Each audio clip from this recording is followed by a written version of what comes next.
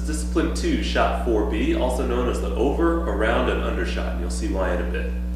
Let's start with the setup. I'm going to use the one ball. I'm going to put it on the center line of the table, about a half ball width out from the corner, or from the side pocket, excuse me.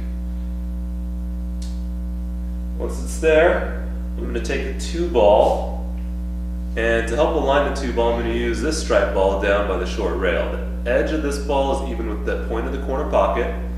I'm going to slide my cue stick right along until it touches the stripe ball. And keep the cue stick on the table and slowly slide it into the 1 ball.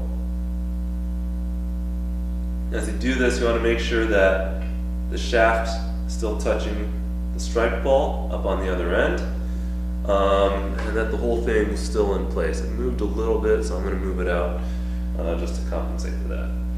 Take the 2 ball, freeze it against the cue butt, slide it up until it touches the 1 ball. Hold those in place once they're steady. Give them a nice little tap.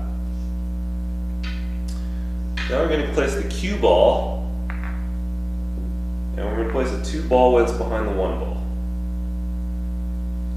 This is just what I found works best for me. So it's all in a straight line. So since the 1 ball is about a half ball width out from the corner, or from the side pocket, excuse me, the cue ball is about a half ball width out from the side rail. Just be careful when you move these balls that you don't jiggle anything, and of course hang the 3 ball in the corner pocket. I'll put the bridge across the table, and when you do this, make sure you have enough clearance underneath the bridge so the cue ball can come underneath it without getting caught. As long as you can get past about this halfway point of the table, you should be fine. If you are having problems, you can either rotate the bridge head or put a cube of chalk underneath the butt of the bridge, and that should give you plenty of clearance.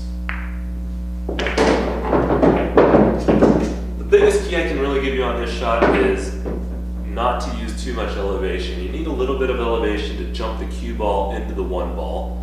And once you hit the top half of the 1 ball, it's going to act as a ramp, and the cue ball is going to jump over the bridge, go around the table, come back underneath the bridge, hence the name over, around, and under. And the cue ball is going to go on its way to make the 3 ball.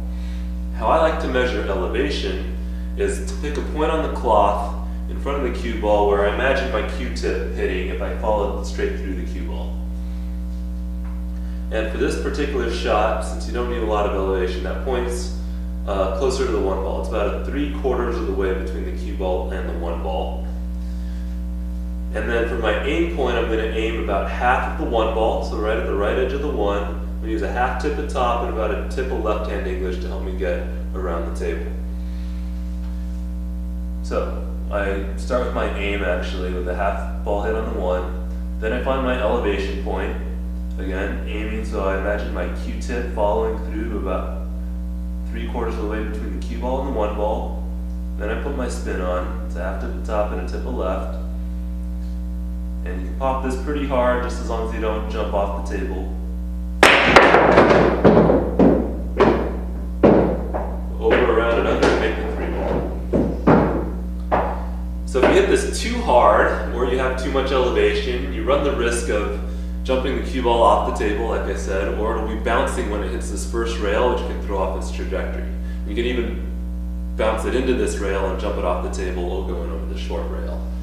The adjustments on this shot are pretty easy. If you're going too short, so if the cue ball is hitting up on the long rail, use a little bit more left-hand English to get it a little longer. And if you're coming a little long into the short rail, take off a little bit of that English to help you come shorter. You can also mess around with how much top you actually put on the cue ball as a secondary adjustment if you need to, or probably as a last resort, cue ball position. I would find a good cue ball position that works for you, that's comfortable as you're bridging off the rail, and I'd stick with it as long as you're getting close and just use the spin to help take you one way or the other. If you are hitting the bridge on your way over, probably do need either a little more elevation or a little more power. I'd probably go for a little more power first.